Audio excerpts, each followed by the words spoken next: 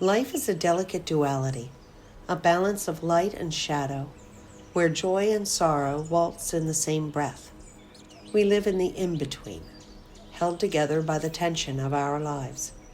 And somehow, that is what makes it beautiful.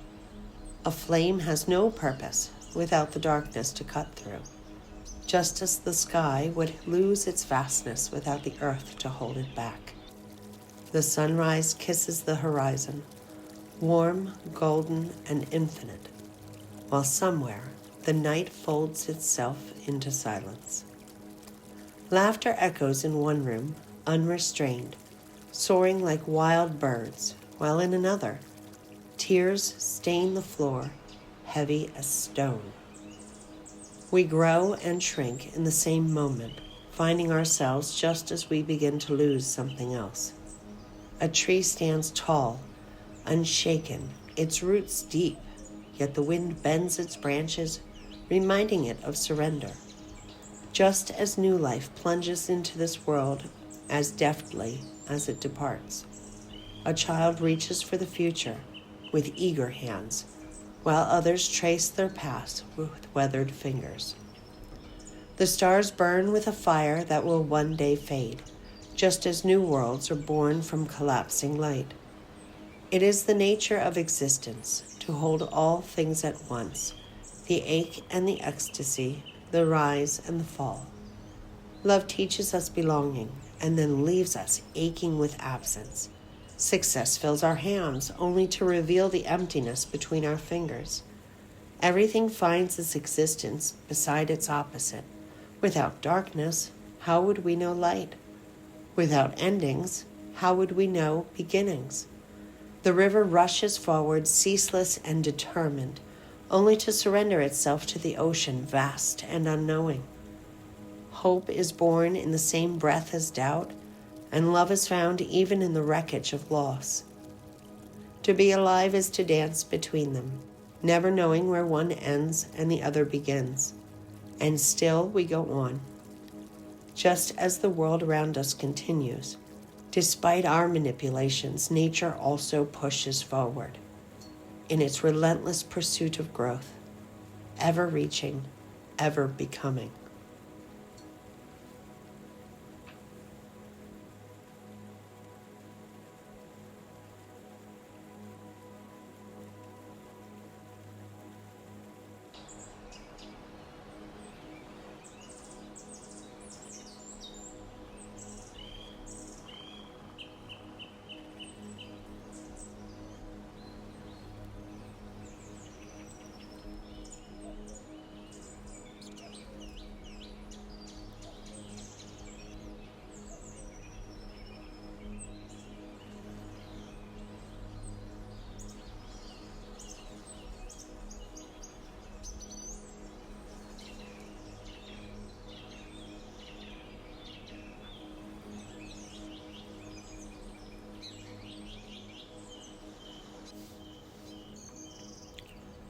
Some see a forest and dream of steel and concrete. Some see a river and think only of the dams that can be built to tame it. To them, nature is an obstacle, a thing to be conquered, shaped, and sold.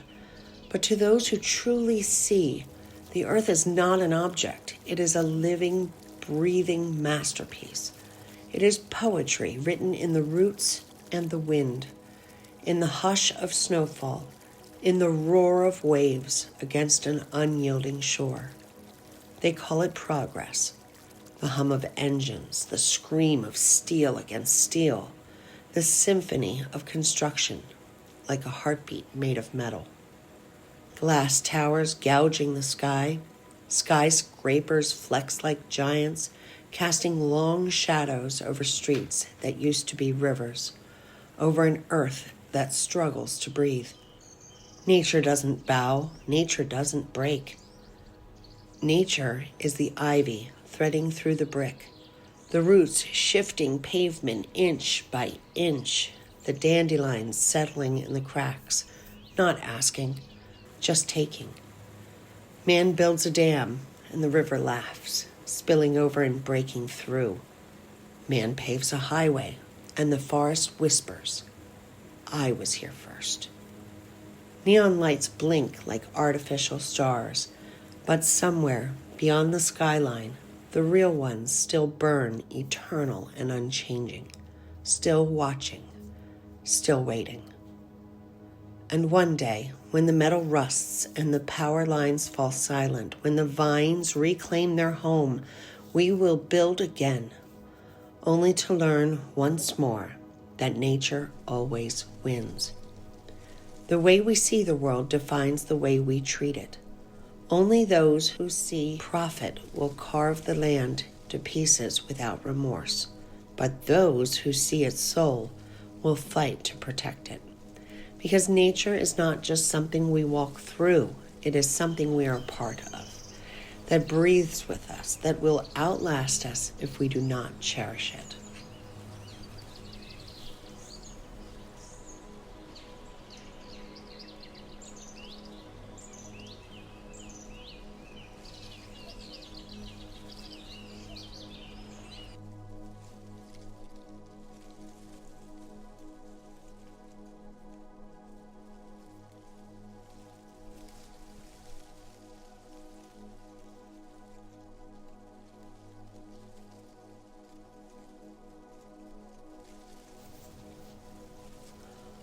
We have built empires over the bones of the forest and filled the sky with ghosts of our excess. Rivers once clear now choke on waste, and the soil that fed us turns barren beneath our streets.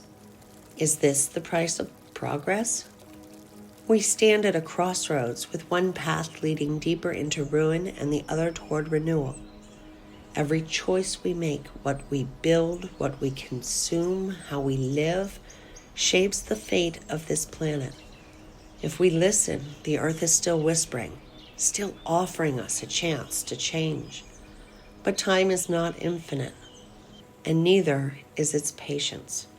The question no longer is can we do better, but will we do better? There is a better way. A way that does not silence the songs of the earth. A way where innovation walks beside preservation. One where we create without destruction. Our future is not built by those who take without thought, but by those who understand that to thrive, we must protect the planet that sustains us. When we wound the earth, we carve scars into our future. The rivers we poison will flow back into our collective cup. The forests we burn will choke the air in our lungs. The creatures we drive to extinction will leave an emptiness in our souls. Our battle against nature is a battle against the foundation of our own existence, one we cannot win. For every tree felled, a breath is stolen from us. For every ocean defiled, the veins of the earth darken with sickness. The soil we deplete, the sky we taint, the balance we shatter. These are not distant wounds, but wounds against ourselves. To work against nature is to sever our own lifeline, to write our own undoing. Yet still, we walk blindly forward, driven by greed, blinded by the illusion of domination. If we believe ourselves to be separate, above the laws that govern all living things, we cannot take without thought, consume without limit, and waste without regret. We scar the land with machines, strip the seas of their abundance, and fill the sky with poison. We build towers of stone and steel, but forget the roots that hold the earth together. We speak of progress, while the world withers beneath our touch. But the earth does not forget. The waters will rise, the storms will rage, the soil will turn to dust. The balance that has sustained life for a millennia will not be ignored. Nature does not seek revenge, it simply follows its course. The destruction we unleash will find its way back to us, not as a punishment, but as a consequence. A poisoned world will yield poisoned lives. A barren land will offer no refuge. The future we create with reckless hands will be the world our children inherit, a world unrecognizable, stripped of the beauty and abundance that once was. The earth will not beg for mercy, nor will it wait for us to awaken. It will endure long after our cities crumble and the machines fall silent. But if we wish to be a part of its future, we must act now. Not tomorrow, not someday, now. This is our moment to choose regeneration over ruin, to build a legacy of renewal instead of regret. If we fail, the earth will heal without us, eventually in infinite lifetimes long beyond our own. But if we rise, if we fight for the land, the sky, the water, then just maybe it will fight for us too.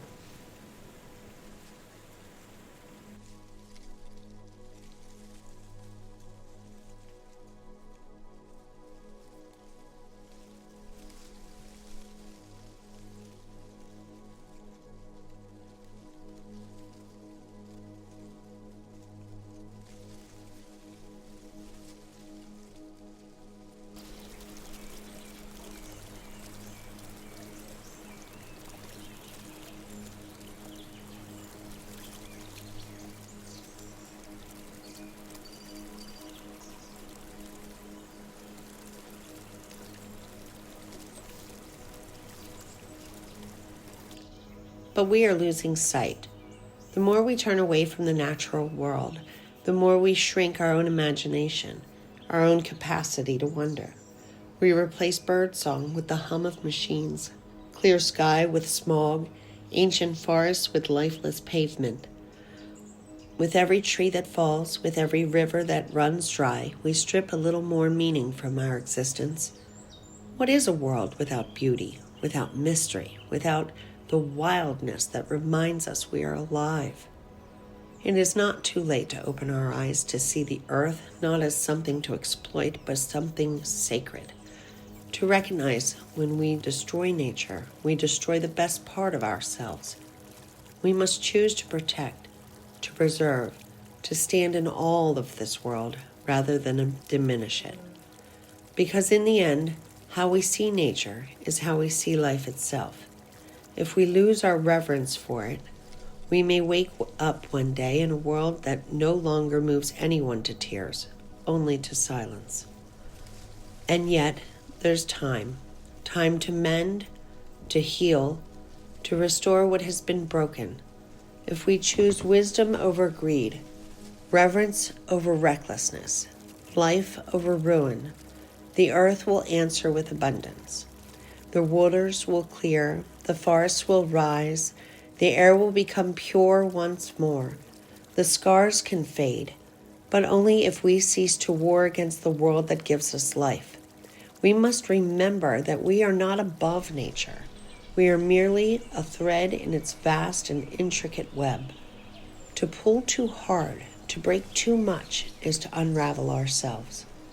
We must change, not for the earth alone, but for the rivers that sustain us, for the forests that shelter us, for the air that fills our lungs, and the soil that feeds our bodies. To protect nature is to protect oneself. To destroy it is a senseless, selfish act upon us all. The choice is ours, but time is running out.